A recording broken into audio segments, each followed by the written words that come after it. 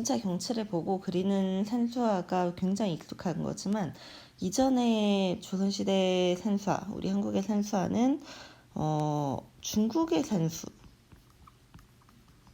그 산수를 따서 보고 그리는 게 대부분이었죠. 그래서 이런 모습들, 우리 한국에서는 보기 어려운 풍경들이 많이 보였습니다. 그런데 이제 후기에 와서는 아까 말했던 것처럼 실학 그리고 우리나라 국가적인 정책으로 이 미술이 발전을 했기 때문에 우리나라의 경치를 표현하는 게 늘었어요. 그리고 여기에 배경, 진경산수화만의 배경이 또 하나가 있다면 무엇이냐면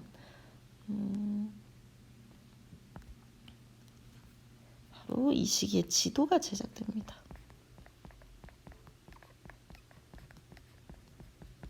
지도가 왜 제작되냐면 아까 말한 것처럼 사람들이 이 경제가 성장했다는 것은 감상자 수요도 증가하지만 경제가 좋을 때 뭘 하나요? 그래서 여행을 다니죠. 그래서 이 시기에 우리 조상님들도 여행을 좀 활발히 다니기 시작합니다.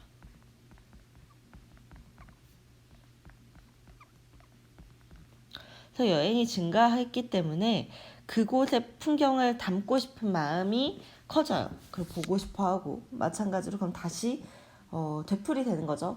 감상 수요가 증가해서 미술이 발전하고 또 다시 감상자 수요가 증가하고 이런 흐름이 이어집니다.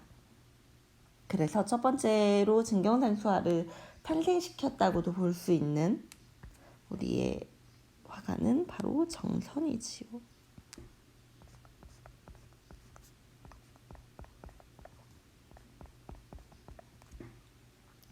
그래서 대표적으로 이 금강전도와 인왕제색도를 볼 수 있을 것 같아요. 금강전도 같은 경우에 기법들을 좀 볼 수 있는데, 자, 여기 자세히 보면 여기 이렇게 선으로 표현이 됐죠. 이런 건 무엇이라고 하냐면 바로 피마준이라고 합니다.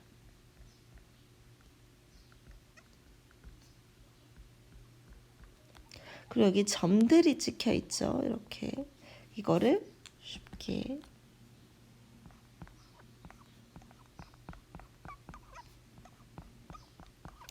미점준이라고 해요. 그리고 이거는 미점준은 어디에 영향을 받냐면 우리가 아까 특징이라고도 얘기했던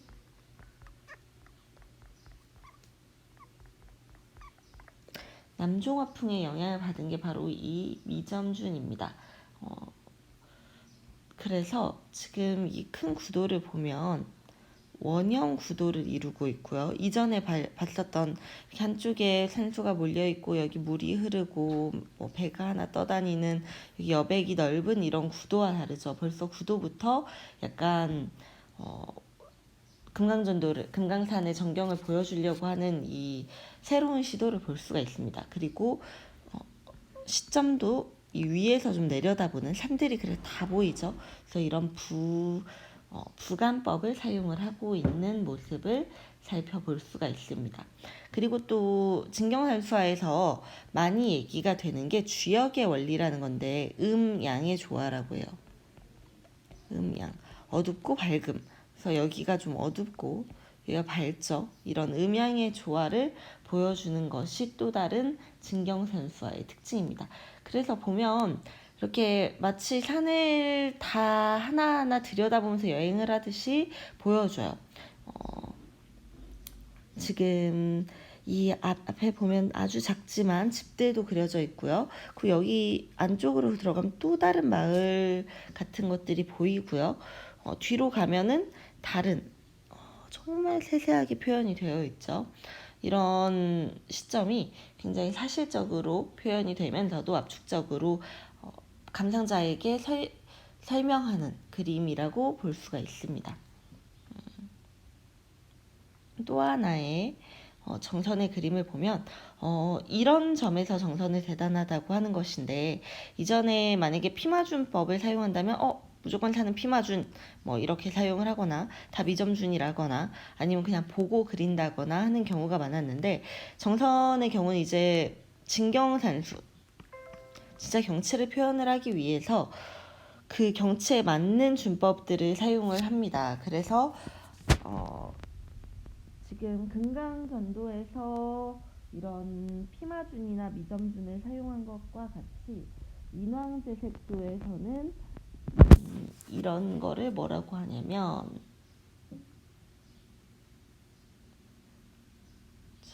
이런 걸 부벽준이라고 표현을 해요.